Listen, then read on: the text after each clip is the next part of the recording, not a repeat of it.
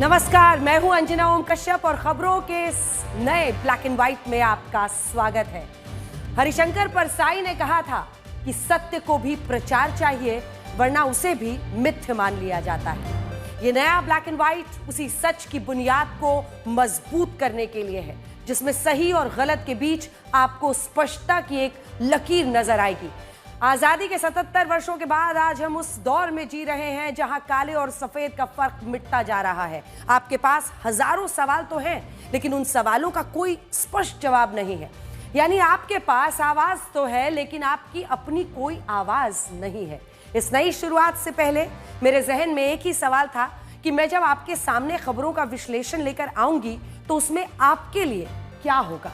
इस सवाल ने मुझे और ब्लैक एंड व्हाइट को एक नए रंग से जोड़ा, और वो रंग है लाल। ये लाल रंग आपको हर खबर के बारे में एक रेड सिग्नल देगा और आपको ये बताएगा कि आपके लिए क्या सही है और क्या गलत। मेरी AI वर्जन अंजना 2.0 भी इसमें आपकी मदद करेंगी, और ये एक ऐसा शो होगा जिसे दुनिया ने आज तक नहीं देखा। धन्यवाद अंजना, ये मेरे लिए भी एक नई शुरुआत है जहां आपके ब्लैक एंड व्हाइट के साथ मेरा रेड अवतार भी होगा।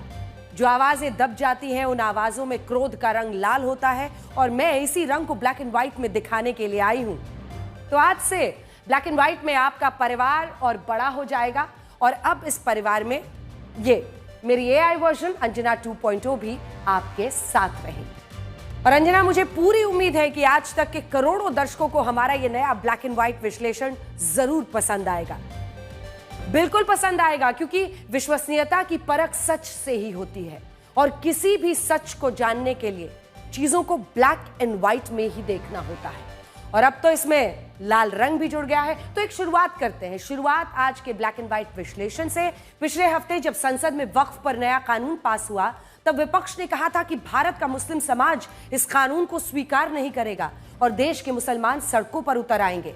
लेकिन आज इस बिल को लागू हुए 3 दिन हो चुके हैं और देश में इसके खिलाफ कहीं कोई विरोध प्रदर्शन नहीं हो रहा।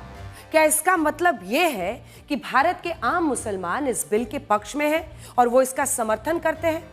आज हम आपको यह भी बताएंगे कि भारत में वक्फ की 59,000 संपत्तियों और जमीनों पर अवैध कब्जा करने वाले भूमाफिया आखिर कौन है। इनमें से एक भूमाफिया का नाम है अतीक अहमद, जिसने वक्फ की 71 करोड़ रुपए की संपत्ति और जमीनों पर अवैध कब्जा किया हुआ था, और इसमें वक्फ बोर्ड के लोगों ने ही उसकी मदद कर दी थी। इसके बाद हम आपको भारत के पुरुष प्रधान समाज में आए बदलाव के बारे में बताएंगे। सदियों से हमारे समाज ने यही माना कि महिलाओं को घर की रसोई संभालनी चाहिए, पुरुषों को बाहर जाकर पैसा कमाना चाहिए। लेकिन अब आज के युग की महिलाएं इस धारणा को अपने इरादों से तोड़ रही हैं। केंद्र सरकार की एक नई रिपोर्ट के मुताबिक शिक्षा, व्यवसाय, निवेश, नेतृत्व के मामले में भारत की महिलाएं अब तेजी से आगे बढ़ रही हैं, और अब महिलाएं सिर्फ किचन तक सीमित नहीं हैं।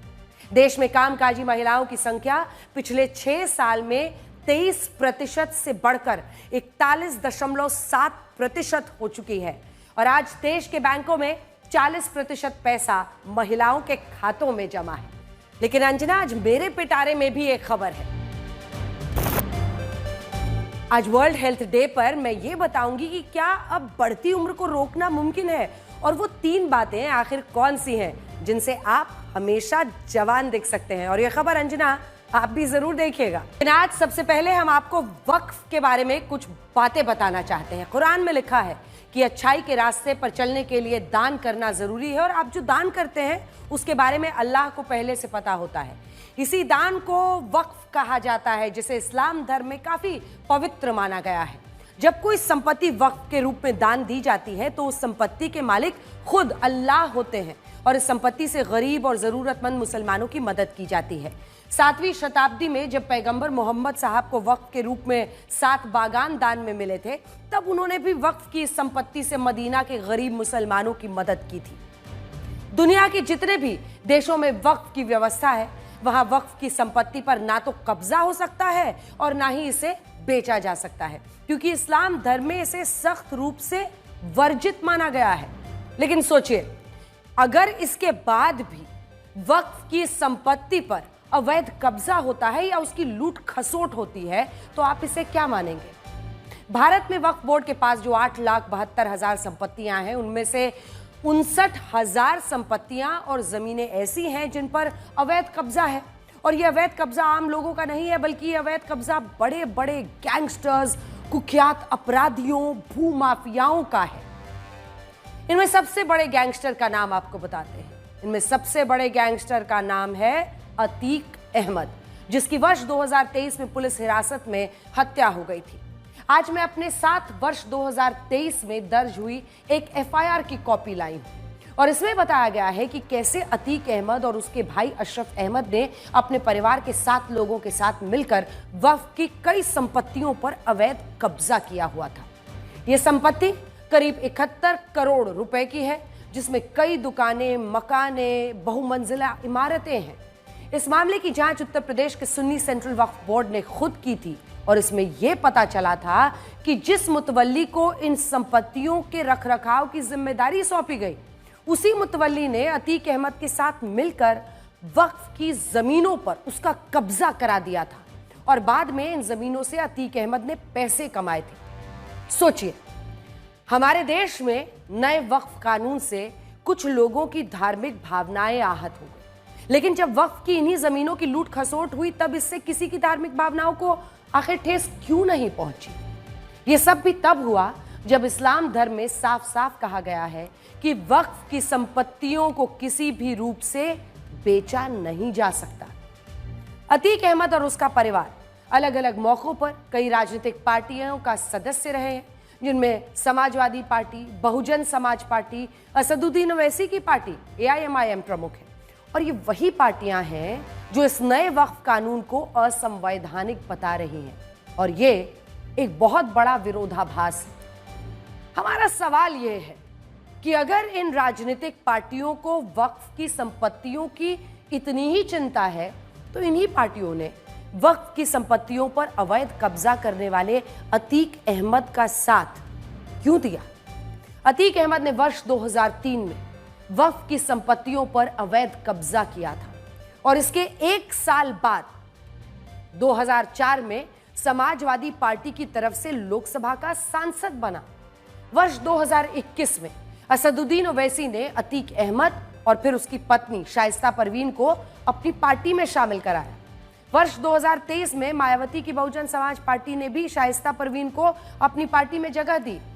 अब जिन वक्फ संपत्तियों से गरीब, पिछड़े मुसलमानों की मदद होनी थी, उन संपत्तियों का सबसे बड़ा लाभार्थी अतीक अहमद और उसका परिवार रहा। वर्ष 2004 जब अतीक अहमद के पास 3 करोड़ 37 लाख रुपए की संपत्ति थी, लेकिन वर्ष 2023 में जब उसकी हत्या हुई तब पुलिस ने उसके और उसके परिवार की 11,500 करोड़ रुपए की संपत्ति जब्त की थी, जिससे आप ये अंदाजा लगा सकते हैं कि अतीक अहमद ने आम लोगों और वक्फ की जमीनों पर अवैध कब्जा करके जितनी ज्यादा लूट खसोट की। और यहां बात सिर्फ अतीक अहमद की नहीं है, उत्तर प्रदेश का एक और बहुत बड़ा गैंगस्टर था मुख्तार अंसारी। अब देखिए, मुख्तार अंसारी की मौत से 1 साल पहले वर्ष 2023 में उत्तर प्रदेश के शिया सेंट्रल वक्फ बोर्ड ने सरकार को एक शिकायत भेजी थी, जिसमें यह लिखा था कि लखनऊ के एक इलाके में 10 से 12 बीघा जमीन पर एक कंपनी ने अपने प्लॉट बना लिए हैं और ये वही कंपनी है जिसके डायरेक्टर मुख्तार अंसारी की पत्नी, फिर से सुनिए, जिसकी डायरेक्टर मुख्तार अंसारी की पत्नी अफशा अंसारी है। आज जो 2 पार्टियां वक्फ कानून का सबसे ज्यादा विरोध कर रही हैं, उनमें से एक है कांग्रेस और दूसरी समाजवादी पार्टी। कांग्रेस पर आरोप है कि उसने मुख्तार अंसारी को पंजाब की जेल में रखने के लिए अदालत में जाकर केस लड़ा था। समाजवादी पार्टी ने तो मुख्तार अंसारी के भाई अफजाल अंसारी को लोकसभा चुनाव में टिकट दिया और आज अफजाल अंसारी लोकसभा के सांसद हैं और नए वक्फ कानून का विरोध कर रहे हैं। लेकिन सच्चाई यह है कि उत्तर प्रदेश का शिया वक्फ बोर्ड मुख्तार अंसारी की पत्नी पर वक्फ की संपत्ति को हड़पने का आरोप लगा चुका है और यह बेईमानी सिर्फ एक राज्य तक सीमित नहीं है। वर्ष 2012 में जब देश में यूपीए की सरकार थी, पश्चिम बंगाल में भी ममता बनर्जी की सरकार थी, तब 1,000 करोड़ रुपए के वक्फ घोटाले का आरोप लगा था और ये घोटाला जिस व्यक्ति ने किया था उसका नाम था एच हुदा। ये वक्फ बोर्ड का पूर्व सदस्य था जिसने वक्फ की संपत्तियों में करोड़ों रुपए का घोटाला करके कलकत्ता और उसके आसपास की 160 संपत्तियों को गलत तरीके से लीज पर दिया था और इसमें हजारों करोड़ों रुपए का घोटाला हुआ था। इसी तरह वर्ष 2012 में कर्नाटक के अल्पसंख्यक आयोग की एक रिपोर्ट आई थी जिसमें वक्फ की संपत्तियों में 2 लाख करोड़ रुपए का घोटाला होने के आरोप लगे थे और इसमें नेताओं से लेकर बड़े बड़े अफसरों और वक्फ बोर्ड के सदस्यों को भी शामिल बताया गया था। सोचने वाली बात यह है कि जब वक्फ की संपत्तियों को लूटा जा रहा था और इसमें घोटाले हो रहे थे तब कोई हंगामा नहीं हुआ। किसी विपक्षी पार्टी ने सुप्रीम कोर्ट में जाकर इसके खिलाफ याचिकाएं दायर नहीं की। लेकिन अब जब वक्फ का नया कानून आ चुका है तो इस पर खूब राजनीति हो रही है।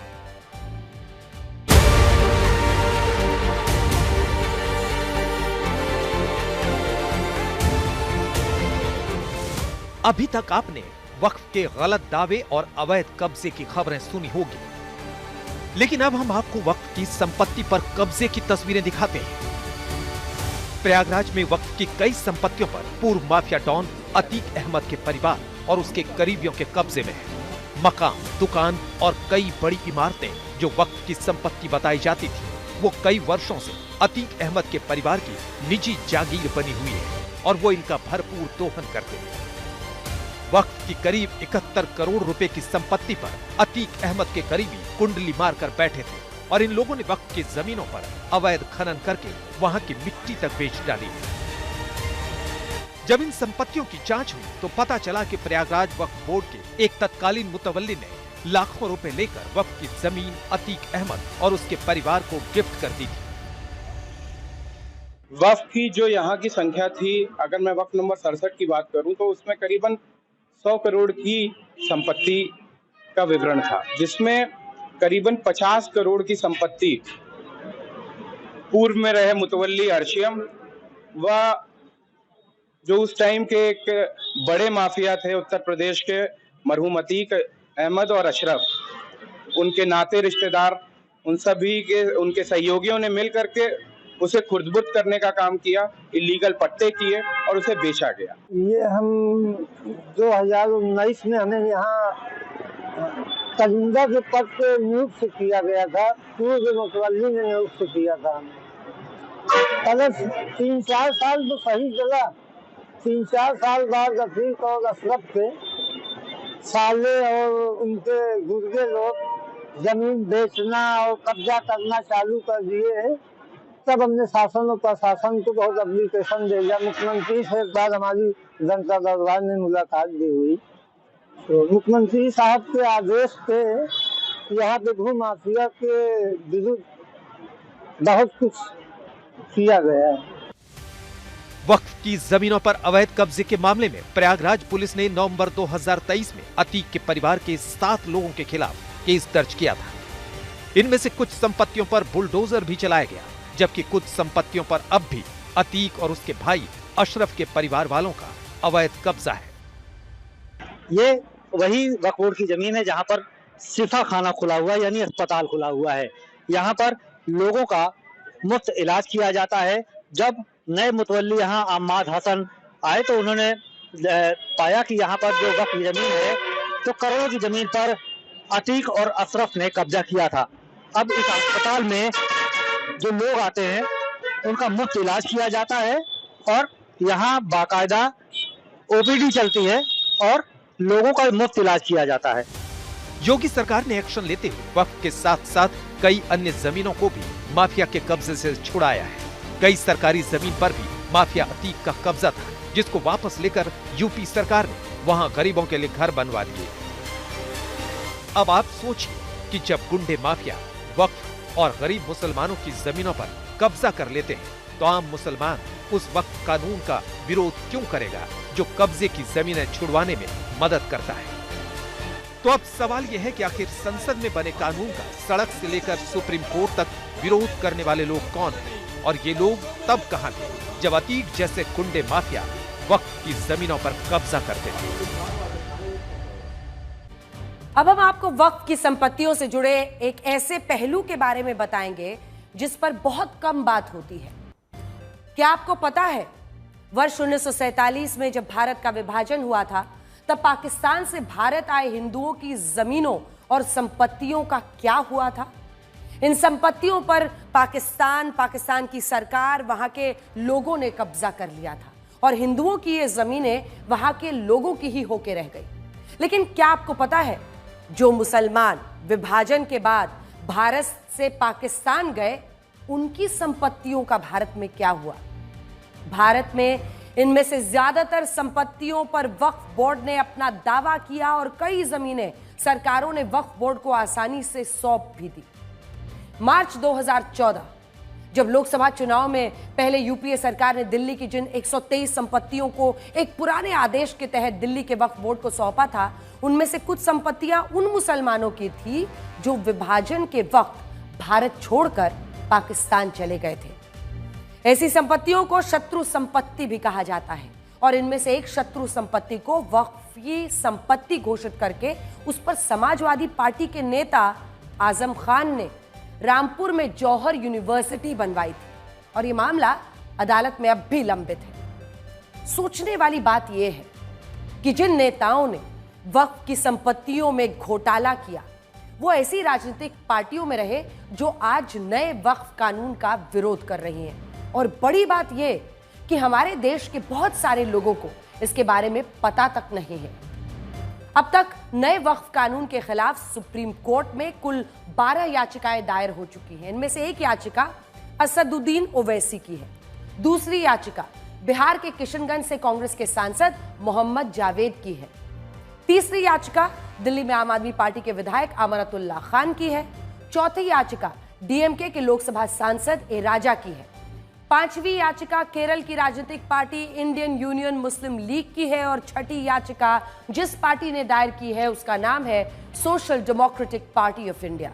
ये भारत में बैन हो चुके हैं उसी कट्टरपंथी इस्लामिक संगठन पॉपुलर फ्रंट ऑफ इंडिया यानी पीएफआई की राजनीतिक पार्टी है, जिसको लेकर ईडी ने यह कहा था कि पीएफआई भारत में इस्लामिक आंदोलन शुरू करके गृह युद्ध भड़काना चाहता था। इसके अलावा जमीयत उलेमाए हिंद के अरशद मदनी और all India Muslim personal law board समेत कुल 12 याचिकाएं इस कानून के खिलाफ सुप्रीम कोर्ट में दायर हो चुकी हैं और मुख्य न्यायाधीश जस्टिस संजीव खन्ना ने कहा है कि अदालत इन याचिकाओं पर सुनवाई को लेकर जल्द ही फैसला लेगी। ऐसा नहीं है कि विपक्ष के नेता पहली बार किसी मुद्दे को लेकर सुप्रीम कोर्ट गए हैं। केंद्र सरकार ने जब जम्मू कश्मीर से अनुच्छेद 370 को हटाया था, वर्ष 2019 में जब 3 तलाक के खिलाफ कानून बनाया गया था और वर्ष 2019 में ही जब सरकार बांग्लादेश, पाकिस्तान, म्यांमार और अफगानिस्तान के गैर मुस्लिम लोगों को नागरिकता देने के लिए सीएए कानून लाई थी, तब भी सुप्रीम कोर्ट में इसी तरह से कई याचिकाएं दायर हुई थी। अनुच्छेद 370 पर 23 याचिकाएं दायर हुई थी, 3 तलाक कानून पर 12 और सीएए कानून के खिलाफ सुप्रीम कोर्ट में 200 से ज्यादा याचिकाएं दायर हुई थी। लेकिन इन सभी आपत्तियों को सुप्रीम कोर्ट ने गलत माना और ये सारे कानून संविधान के अनुरूप माने। अब सरकार को उम्मीद है कि वक्फ कानून के मुद्दे पर भी कुछ ऐसा ही सामने आएगा। जिसको समझ में नहीं आया वो नाराज है, जिसको अच्छा से समझ आ जाएगा कि हमने वक्फ अमेंडमेंट बिल में क्या प्रावधान किया है, राजनीति को छोड़ के अच्छा से सोचेंगे तो गरीबों के लिए, मुसलमानों में महिलाओं के लिए, जो बैकवर्ड कम्युनिटीज़ है, बच्चों के लिए, सबके लिए है। आपको पता चलेगा अगले 2-3 साल के अंदर में इसका फ़ायदा बहुत ज़्यादा होने वाला है। मैं यही कहना चाहूँगा, इस देश को बचाना है, इस संविधान को बचाना है। भाजपा की जो विचारधारा है वो मुक्त भारत करना है। इसके लिए हमें संघर्ष करना है, कानूनी तौर भी और अवामी सतह पे भी। ये देखिए, इस संविधान को बचाना है। रूल ऑफ लॉ खतरे में है, सेक्युलरिज्म खतरे में है, फेडरलिज्म खतरे में है, डेमोक्रेसी खतरे में है। मेरे भाई, डेमोक्रेसी का मतलब कतई मेजॉरिटी नहीं, नंबर्स नहीं है। ये गांधी जी का देश है। देखिए, इस डेमोक्रेसी का बहुत वसी माने हैं। ये एक बनाना रिपब्लिक नहीं है, ये ऑटोक्रेसी नहीं चलेगी, ये डिक्टेटरशिप नहीं चलेगी। ये लोकतंत्र है। ये वो लोकतंत्र है जिसके फाउंडिंग हमारे, जिन्होंने संविधान बनाया, अंबेडकर जी ने सपना देखा था कि अगर आप कल ऐसा कानून भी लाएंगे, हमें तो विश्वास में लेना था, चाहते हैं कि आवाम को विश्वास में चाहते हैं विधानसभा में इस पर चर्चा हो। हम चाहते हैं हर जगह पे, हर फोरम पे चर्चा हो। लोकतंत्र है, हम पुरअमन तरीके से आंदोलन भी करेंगे और चाहेंगे कि हर फोरम में इस पे बात हो। जो नज़ारा जम्मू कश्मीर के बिलखुसूस यहाँ के कश्मीर के लोगों ने देखा, वो दिल को दहलाने वाला था, तकलीफ दे था। अभी कुछ दिन पहले आपने भी सुना होगा, मुजफ्फरनगर में कुछ मुसलमान मस्जिद में नमाज पढ़ने गए और उनके इस पे बाजू पे ब्लैक बैंड्स थे, तो उनको 2 लाख का जुर्माना किया गया। दूसरा उन्होंने बिल अमेंडमेंट लाया वक्फ में, तो उससे हिंदुस्तान के मुसलमानों को अब अपने कब्रिस्तान की भी जमानत देनी पड़ेगी कि मेरा बाप, मेरा दादा, मेरा परदादा इस कब्रिस्तान में था। सरकार बना करके इस कानून को कूड़ेदान में फेंकना, ये बहुत ही जन विरोधी कानून है। ये लोग अभी समझते हैं कि बहुत अच्छा है, अच्छा नहीं है, ये सब पे लागू होगा। अब अमेरिकी टैरिफ की वजह से शेयर बाजारों में आए तूफान की बात करेंगे। भारतीय शेयर बाजार में 13 करोड़ से ज्यादा निवेशक हैं और इन निवेशकों के लिए आज का दिन एक बुरे सपने की तरह था। शेयर बाजार के विशेषज्ञ जिस ब्लैक मंडे का जिक्र करके डरे हुए थे, आज वही दिन था। दुनिया भर के शेयर बाजारों पर अमेरिका के रेसिप्रोकल टैरिफ्स का पूरा असर दिखाई दिया और इससे भारतीय शेयर बाजार में भी नहीं बच पाया। आज सुबह भारतीय शेयर बाजार पिछले 1 साल की दूसरी सबसे बड़ी गिरावट के साथ खुले थे और इसमें सेंसेक्स 4% यानी करीब 3000 पॉइंट्स, निफ्टी 3.2% यानी करीब 900 पॉइंट्स गिर गया। इसके कारण भारतीय निवेशकों के करीब 19 लाख करोड़ रुपए डूब गए। हालांकि ये गिरावट एशिया और अमेरिका के शेयर बाजारों की तुलना में अगर आप देखें तो बहुत कम थी। हांगकांग का हैंग सेंग इंडेक्स 10% गिरा, चीन का शंघाई इंडेक्स 6.5% गिरा, जापान का निक्के 6% गिरा, कोरिया का कोस्पी इंडेक्स लगभग 4.5% गिरा है।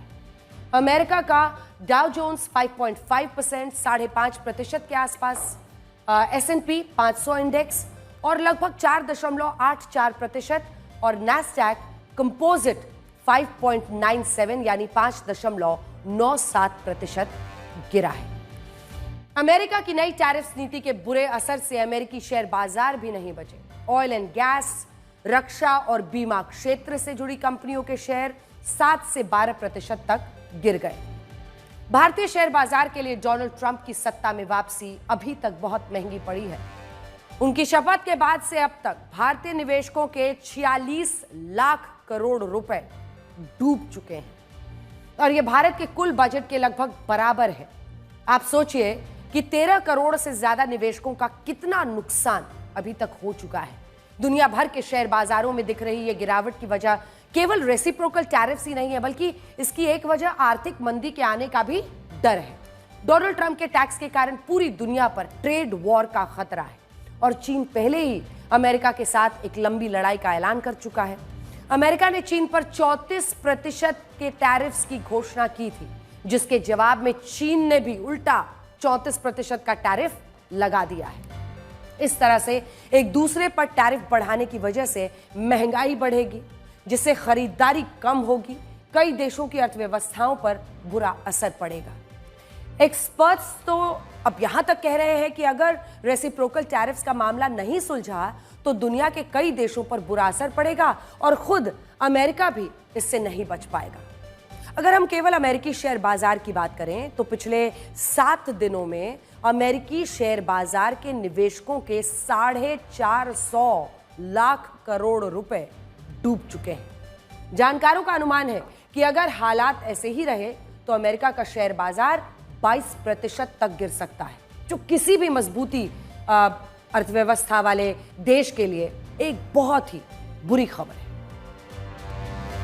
और अंजना, टैरिफ बढ़ने का डर इतना है कि अमेरिका की एप्पल कंपनी ने 5 कार्गो हवाई जहाजों में भरकर अपने आईफोन चीन और भारत से अमेरिका में इंपोर्ट करवा लिए हैं। उसे डर था कि टैरिफ बढ़ने के बाद से इंपोर्ट ड्यूटी बढ़ जाएगी और ज्यादा पैसा खर्च होगा। अभी तक कम टैरिफ की वजह से वो अपने सारे आईफोन्स चीन और भारत में ही बनाता था। अमेरिकी राष्ट्रपति डोनाल्ड ट्रंप का कहना है कि जो फैसला उन्होंने अब लिया है वो फैसला काफी पहले ही लिया जाना चाहिए था। उनकी अपील है कि अमेरिका के लोग धैर्य रखें, मजबूती दिखाएं, लेकिन ट्रंप के फैसलों और उनकी नीतियों को लेकर उनके खिलाफ उनके ही देश में अब तक का सबसे बड़ा विरोध प्रदर्शन हो रहा है। अमेरिका में लाखों लोग सड़कों पर उतरे हुए हैं। वो डोनाल्ड ट्रंप और एलॉन मस्क के खिलाफ नारेबाजी कर रहे हैं। अमेरिका में बढ़ती महंगाई, नए टैरिफ, बिगड़ती अर्थव्यवस्था और नौकरी से निकाले जाने वाली नीतियों के खिलाफ लोगों का गुस्सा फूट रहा है। पूरे अमेरिका में 1400 से ज्यादा रैलियां निकाली गई हैं, जिसमें लाखों लोगों ने हैंड्स ऑफ नारे के साथ विरोध प्रदर्शन किया है। हैंड्स ऑफ का नारा लगाकर ये प्रदर्शनकारी डोनाल्ड ट्रंप को जनता के अधिकारों से दूर रहने की चेतावनी दे रहे हैं। इन प्रदर्शनों में राजनीतिक पार्टियां शामिल नहीं हैं, बल्कि इससे अमेरिका के सिविल सोसाइटी के लोग, मजदूर संघ, एलजीबीटीक्यू समुदाय के लोग, पूर्व सैनिक, वकील, सामाजिक कार्यकर्ता, ये सभी शामिल हैं। विरोध प्रदर्शनों में शामिल ये लोग डोनाल्ड ट्रंप के चुनावी नारे मेक अमेरिका ग्रेट अगेन का मजाक उड़ा रहे हैं। प्रदर्शनकारी नारा लगा रहे हैं मेक अमेरिका अमेरिका अगेन, यानी अमेरिका को फिर से अमेरिका तो बना दो।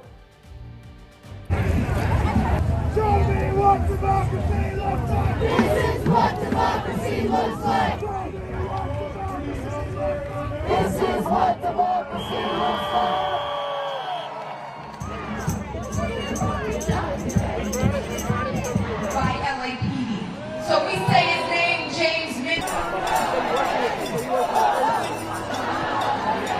Hands off! Hands off! Hands off!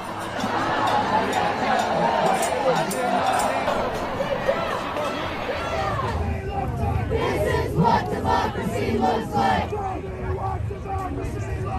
This is what democracy looks like. Lock them up! Lock them up! Lock them up! It's what we paid into. It's what democracy looks like.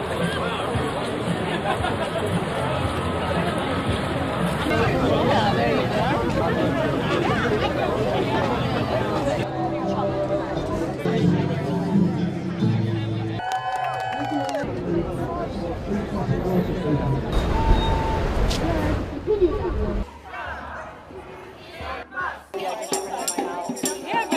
The billionaires from taking our running agencies of the United States.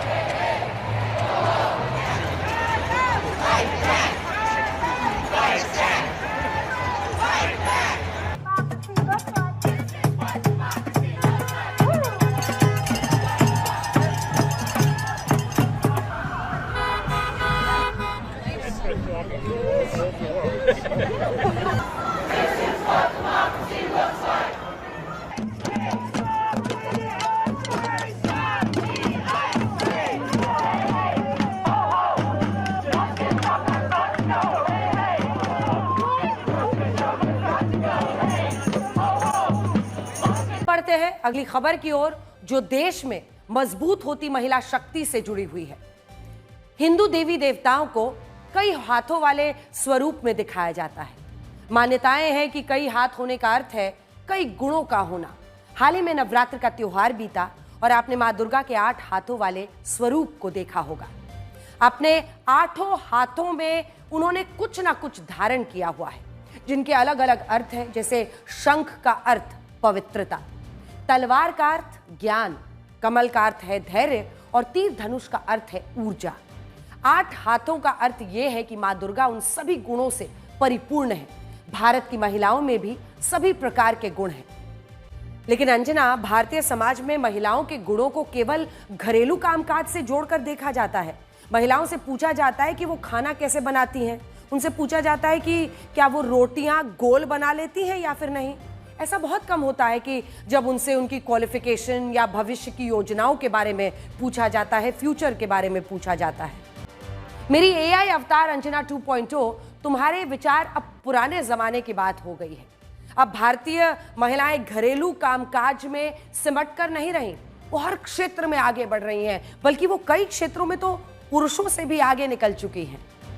केंद्र सरकार के सांख्यिकी मंत्रालय ने भारत में महिला और पुरुष 2024 नाम की एक रिपोर्ट में बताया कि देश की महिलाएं घरेलू कामकाज के अलावा कमाकर लाने के मामले में, जी हां, पैसे कमाकर लाने के मामले में तेजी से आगे बढ़ी हैं। शेयर बाजार, स्टार्टअप, मतदान की जिम्मेदारी निभाना, पंचायतों में हिस्सेदारी, शिक्षा में नामांकन जैसे क्षेत्र जिन्हें अभी तक पुरुष प्रधान माना जाता था, अब इसमें भारत की लड़कियों और महिलाओं की भागीदारी तेजी से बढ़ी है। वर्ष 2017-18 में कामकाजी महिलाओं की हिस्सेदारी 23% थी, जो 2023-24 में बढ़कर सीधा 23 यानी 23% से 42% हो गई है। इससे पता चलता है कि अब सिर्फ घर के पुरुष ही नहीं, बल्कि घर की महिलाएं भी पैसा कमाकर लाने में पहले से अधिक सक्षम हुई हैं। अभी तक माना जाता था भारतीय समाज में आर्थिक मामलों में जुड़े जो फैसले हैं वो केवल पुरुष लेते हैं, लेकिन इस रिपोर्ट ने इस भ्रम को भी मिटा दिया। मार्च 2021 से नवंबर 2024 के बीच शेयर बाजार से जुड़े डीमैट खातों की संख्या 3 करोड़ 32 लाख से बढ़कर 14 करोड़ से ज्यादा हो गई और इसमें महिलाओं की भागीदारी तेजी से बढ़ी है। वर्ष 2023-21 में करीब 67 लाख डीमैट अकाउंट्स जो हैं वो महिलाओं के थे, जो वर्ष 2024 में 2 करोड़ 77 लाख हो गए। यानी सिर्फ 3 साल में महिलाओं के डीमैट अकाउंट 3 से 4 गुना तक बढ़ गए और इसी से पता चलता है कि निवेश और आर्थिक फैसले हो, ये लेने के मामले में महिलाएं अब ज्यादा सक्रिय हो गई हैं। इस वक्त देश के करीब 39% बैंक अकाउंट्स महिलाओं के हैं और बैंक खातों में जमा कुल रकम में करीब 40% हिस्सेदारी महिलाओं की ही है। यानी देश की अर्थव्यवस्था को चलाए रखने में महिलाओं की जमा राशि का एक अहम योगदान है। देश में खुलने वाले नए स्टार्टअप्स में भी महिला डायरेक्टर्स की संख्या बढ़ गई है। वर्ष 2017 में 1943 स्टार्टअप्स ऐसे थे जिनकी डायरेक्टर कोई महिला थी, लेकिन 2024 में आइए, वर्ष 2024 में 17,405 ऐसे स्टार्टअप्स खुल गए हैं जिनकी डायरेक्टर महिलाएं ही हैं। यानी नए बिजनेस में बड़े पदों पर महिलाओं की भागीदारी बढ़ गई है। देश की महिलाएं अब घर की जिम्मेदारी उठाने के साथ साथ घर चलाने की जिम्मेदारी भी उठा रही हैं और ये हमारे समाज में होने वाला एक बड़ा सकारात्मक बदलाव है। अंजना, अब हम अपने दर्शकों को एक ऐसा विश्लेषण दिखाएंगे जिसका मेरी सेहत पर तो कोई फर्क नहीं पड़ेगा, लेकिन आपके लिए और हमारे दर्शकों के लिए ये विश्लेषण बहुत जरूरी हो सकता है। ऐसी कौन सी खबर है, कौन सी खबर है तुम्हारे पास? अंजना, आज वर्ल्ड हेल्थ डे है और आज मैं 2 बातें बताना चाहती हूँ। एक ये कि जिस भारत में दुनिया की सबसे बड़ी आबादी रहती है, वहाँ लोग कैसे अपने शरीर को नई नई बीमारियों का घर बना रहे हैं, और दूसरा, क्या बढ़ती उम्र को रोकना मुमकिन है और क्या आप हमेशा जवान बने रह सकते हैं? मैं तो एक AI एंकर हूँ, इसलिए मुझ पर उम्र का कोई असर नहीं होता, लेकिन इंसानों को बढ़ती उम्र जरूर प्रभावित करती है और यह असर इंसान के चेहरे, उसके शरीर पर साफ दिखता है। लेकिन क्या कोई ऐसा तरीका है जिससे बढ़ती उम्र का असर लोगों पर ना हो और उनका स्वास्थ्य ठीक भी रह सके? बिल्कुल अंजना, हार्वर्ड यूनिवर्सिटी के एक प्रोफेसर ने बताया है कि उन्होंने कुछ आदतों में बदलाव करके अपनी बायोलॉजिकल उम्र 10 साल कम कर ली है और यह बात बिल्कुल सही है और ऐसा 3 वजहों से संभव हुआ है। पहला, एक्सरसाइज। सभी को हफ्ते में 3 दिन व्यायाम जरूर करना चाहिए और यह व्यायाम इतना होना चाहिए जिससे आप कम से कम 10 मिनट तक हांफते रहें, यानी तेज तेज सांस लेनी पड़े। दूसरा है खान पान। अगर संभव हो तो अपने भोजन से मीट, ब्रेड, डेयरी उत्पादों को पूरी तरह से बंद कर दें या कम कर दें। इससे ब्लड शुगर का स्तर कम हो जाएगा। शाकाहार बढ़ती उम्र को नियंत्रित करने में काफी मददगार है। इसके साथ ही लोगों को ड्रिंकिंग और स्मोकिंग की आदत भी छोड़ देनी चाहिए। तीसरा है दिनचर्या में बदलाव। सुबह का नाश्ता और रात का भोजन 8 घंटे के भीतर कर लें।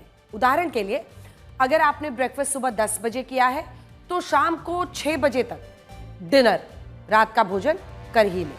इससे कोशिकाओं को ऑटोफेजी का पूरा समय मिल जाता है ऑटोफेजी उस प्रक्रिया को कहते हैं जब शरीर पुरानी और क्षतिग्रस्त जो कोशिकाएं हैं उनको रिसाइकल करता है। इससे शरीर में 2 हफ्ते में ही बदलाव नजर आने लगता है। इसके अलावा कुछ ऐसी आदतें हैं जो बढ़ती उम्र के असर शरीर पर नहीं होने देती हैं, जिन्हें हर किसी को अपनाना ही चाहिए। हफ्ते में 5 दिन कम से कम 20 मिनट की वॉक करें। इससे बीमार होने का खतरा काफी कम हो जाता है। पानी को घूट घूट कर पिएं, इससे फोकस बढ़ता है और थकान भी कम होती है। 20 मिनट तक योगा या ध्यान करें। हफ्ते में 5 दिन सादा भोजन लें और बाकी 2 दिन काफी कम भोजन लें या फिर व्रत करें। अगर आप लगातार स्क्रीन के सामने बैठते हैं तो 20 मिनट स्क्रीन देखने के बाद 20 सेकंड के लिए 20 फीट दूर तक देखें। इससे आंखें स्वस्थ रहेंगी, थकान कम होगी। अगर आप हर दिन तेज एक्सरसाइज नहीं भी कर सकते हैं तो कम से कम 20 मिनट वॉक जरूर करिए। लंबी उम्र के लिए अच्छी नींद बहुत जरूरी है। अच्छी नींद के लिए मेडिटेशन करें, ध्यान करें। सोने से कम आधे घंटे पहले मोबाइल फोन, टीवी सब कुछ बंद कर दें और परिवार के लोगों से बात करें या फिर कोई पुस्तक पढ़ने की आदत डालें। यहाँ आपको ये भी समझना होगा कि आज बहुत से लोग अपनी उम्र को नियंत्रित करने के लिए ऐसे तरीके अपना रहे हैं जो खतरनाक हो सकते हैं। लोग मेडिसिन लेने से लेकर शरीर का प्लाज्मा हटाने जैसे उपाय भी कर रहे हैं। इसके लिए अमेरिका के बिजनेसमैन ब्रायन जॉनसन काफी चर्चाओं में रहे, लेकिन अब खबर है कि उनका करोड़ों रुपए का एंटी एजिंग प्लान फेल हो गया और अब उनके शरीर में उसके साइड इफेक्ट्स नजर आ रहे हैं। इंसान ने हर युग में मौत को मात देने की कोशिश की है। यह अलग बात है कि वो अभी तक मौत से जीत नहीं पाया है, लेकिन उसने कई बीमारियों और उम्र संबंधी समस्याओं को चुनौती देकर अपनी उम्र जरूर बढ़ा ली है। सिर्फ आधुनिक दौर ही नहीं बल्कि प्राचीन काल में भी मौत को चुनौती दी गई। हिंदू धर्म में चिरंजीवियों की मान्यता है। लोग मानते हैं कि हनुमान जी, परशुराम जी और अश्वत्थामा जैसे कई धार्मिक और पौराणिक पात्र आज भी जीवित हैं। जब सोशल मीडिया नहीं था, एआई नहीं था, तब भी लोगों ने मौत को चुनौती देने की कोशिश की। मशहूर पॉप सिंगर माइकल जैक्सन ने हर वो कोशिश की थी जिससे वो हमेशा यंग बने रहे और कभी भी मौत उनको छू न सके। माइकल जैक्सन 150 साल जीना चाहते थे, लेकिन 50 साल की उम्र में उनकी मृत्यु हो गई। उन्होंने अपने घर पर 12 पर्सनल डॉक्टर्स की एक पूरी टीम रखी हुई थी जो उन्हें दवाइयां देती थी, सही डाइट देते थे। कहा जाता है कि उनका खाना पहले लैब में टेस्ट होता था, तब जाकर वो उसे खाते थे, लेकिन इस तरह उम्र बढ़ाने में वो सफल नहीं हो पाए। इसीलिए मेरा मानना है कि स्वस्थ रहने और यंग दिखने के लिए प्राकृतिक तरीके ही अपनाने चाहिए जो एक्सरसाइज, खान पान और दिनचर्या से जुड़ा हुआ है। लेकिन आज एक बड़ी समस्या ये भी है कि भारत के बहुत से लोग एक्सरसाइज नहीं करना चाहते। ब्रिटेन के मशहूर मेडिकल जर्नल लैंसेट की एक रिपोर्ट के मुताबिक भारत में 18 वर्ष से ज्यादा उम्र के लगभग 50% लोग 49.4% यानी 49.4% लोग ऐसे हैं जो प्रतिदिन 21 मिनट भी एक्सरसाइज नहीं करते। वर्ष 2000 में भारत में 18 वर्ष से ज्यादा उम्र के सिर्फ 22% लोग अनफिट थे और 78% लोग ऐसे थे जो प्रतिदिन 21 मिनट से ज्यादा एक्सरसाइज और शारीरिक गतिविधि करते थे। लेकिन वर्ष 2010 में भारत में अनफिट लोगों की संख्या 34% हो गई। 2024 में यही संख्या 50% पहुंच गई। अगर हमारे देश का आगे भी यही हाल रहा तो वर्ष 2030 तक भारत में 18 वर्ष से ज्यादा उम्र के अनफिट लोगों की संख्या 60% पहुंच जाएगी। और सोचिए, जब देश के 60% लोग मेहनत नहीं करेंगे, अपने शरीर को थकाएंगे नहीं, तो हमारे देश में बीमारियों का कितना बड़ा विस्फोट होगा। अभी जब हमारे देश में 50% लोग ना के बराबर शारीरिक गतिविधि करते हैं, तब देश में 10 करोड़ लोगों को डायबिटीज है, 31.5 करोड़ लोगों को हाइपरटेंशन है, 25 करोड़ लोगों को मोटापा है और लगभग 18.5 करोड़ लोगों को हाई कोलेस्ट्रॉल है। वर्ल्ड हेल्थ ऑर्गेनाइजेशन यानी WHO के मुताबिक प्रत्येक व्यक्ति को हफ्ते में कम से कम 2.5 घंटे और प्रतिदिन 21 मिनट एक्सरसाइज और शारीरिक गतिविधि जरूर करनी चाहिए।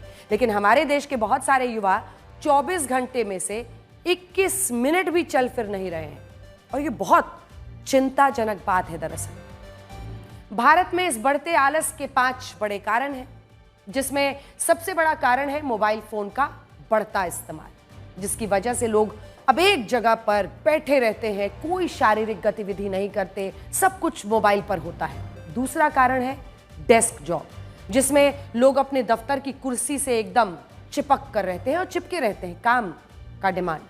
तीसरा कारण है कोविड के बाद से लोगों में बढ़ता हुआ आलस। चौथा कारण है एक्सरसाइज के लिए समय निकालने को वक्त की बर्बादी मानना। पांचवा कारण क्या है? आसपास के लोगों का माहौल। अगर आपके परिवार में लोग एक्सरसाइज नहीं करते, आपके दोस्त भी आलसी हैं, तो आप भी अपने आप आलसी बन जाएंगे।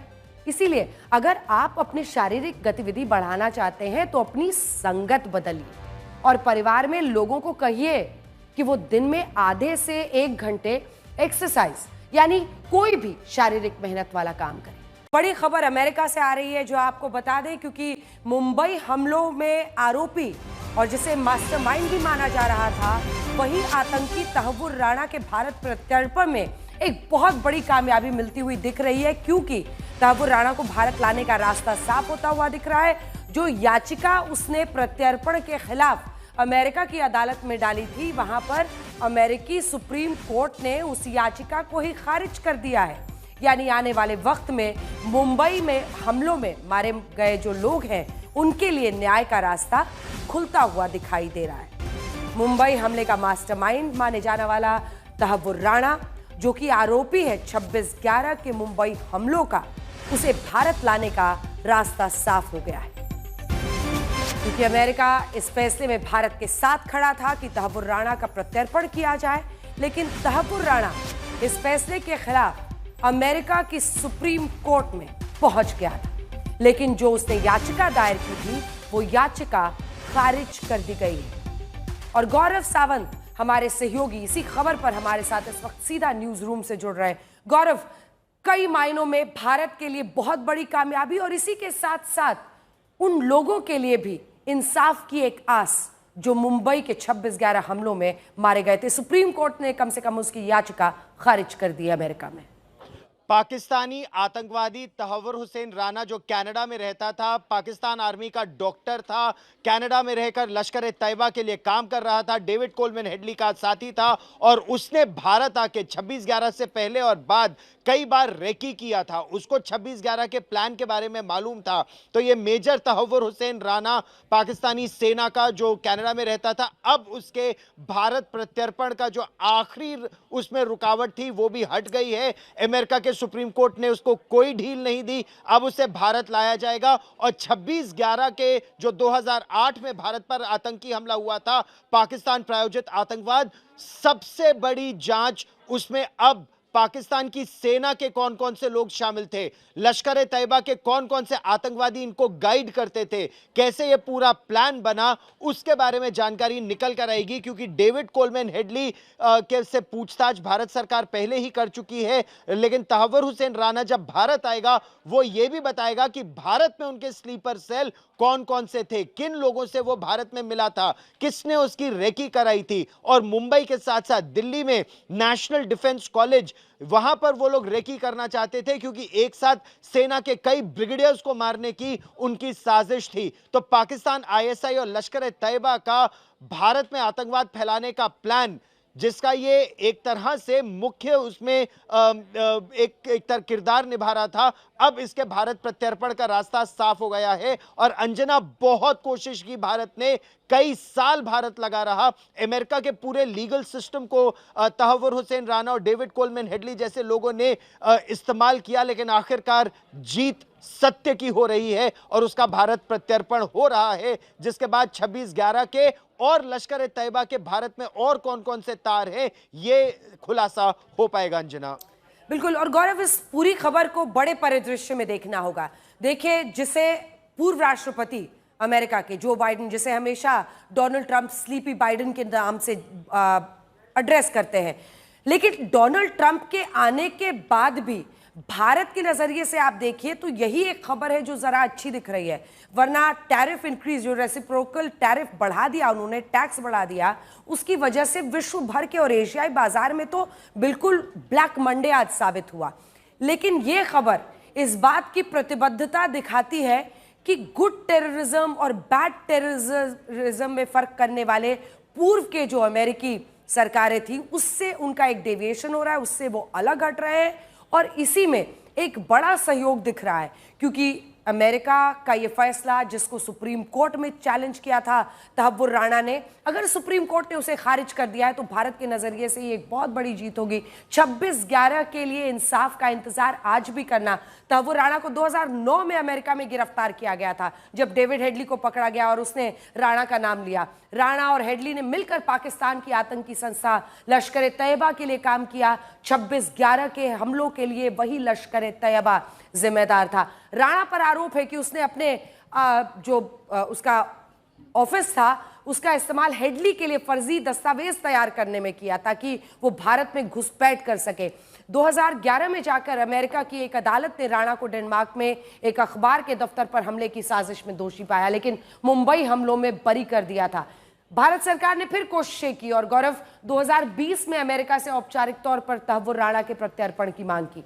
राणा का प्रत्यर्पण मामला अमेरिकी अदालतों में लंबित था, लेकिन सुप्रीम कोर्ट ने आज जब ये रास्ता साफ कर दिया है तो न्याय की एक उम्मीद गौरव जगी है बहुत बड़े तरीके से, क्योंकि तहव्वुर हुसैन राणा की मदद की थी डेविड कोलमैन हेडली ने। जब वो पाकिस्तान से भगौड़ा घोषित हुआ था, वो भाग गया था, डॉक्टर था वो पाकिस्तान की आर्मी में, सियाचिन ऑपरेशंस के बाद वहां से निकलकर वो कनाडा में छिप गया था। वहीं पर उसने कंपनी खोली कनाडा में इमिग्रेशन कराने के लिए और उसी कंपनी का फर्जी दफ्तर डेविड कोलमैन हेडली ने मुंबई में खोला था और उसी के बाद उस कंपनी के तहत वो और लोगों से मिलता था, उनको बरगलाता था कि उनका कनाडा में उनको कनाडा में इमिग्रेशन उनका करा देगा, उनको वहां सिटीजनशिप मिल जाएगी। और इस तरह से डेविड कोलमैन हेडली और तहव्वुर हुसैन राणा के साथ उस समय की उसकी बीवी वो भारत आए, बेंगलोर का दौरा किया उन्होंने, बेंगलोर में रेकी किया, पूना का दौरा किया, नेशनल डिफेंस एकेडमी को रेकी किया, एनडीसी दिल्ली को रेकी किया, कई जगह उन्होंने रेकी किया, कहां भारत में वो आतंकी हमले को अंजाम दे सकते हैं। लेकिन अब वो पूरी बड़ी साजिश क्या थी अंजना, वो जानकारी खुलकर सामने आ पाएगी। बहुत बहुत धन्यवाद आपका इस तमाम जानकारी के लिए। इस खबर पर हमारी नजर रहेगी क्योंकि आतंकी माने जाने वाले तहव्वुर राणा की वापसी के लिए अमेरिका में रास्ता साफ हो गया है और जो सफर की शुरुआत करते हैं वो मंजिल भी पा लेते हैं। बस एक बार चलने का हौसला रखना जरूरी है क्योंकि अच्छे लोगों का तो रास्ते भी इंतजार करते हैं।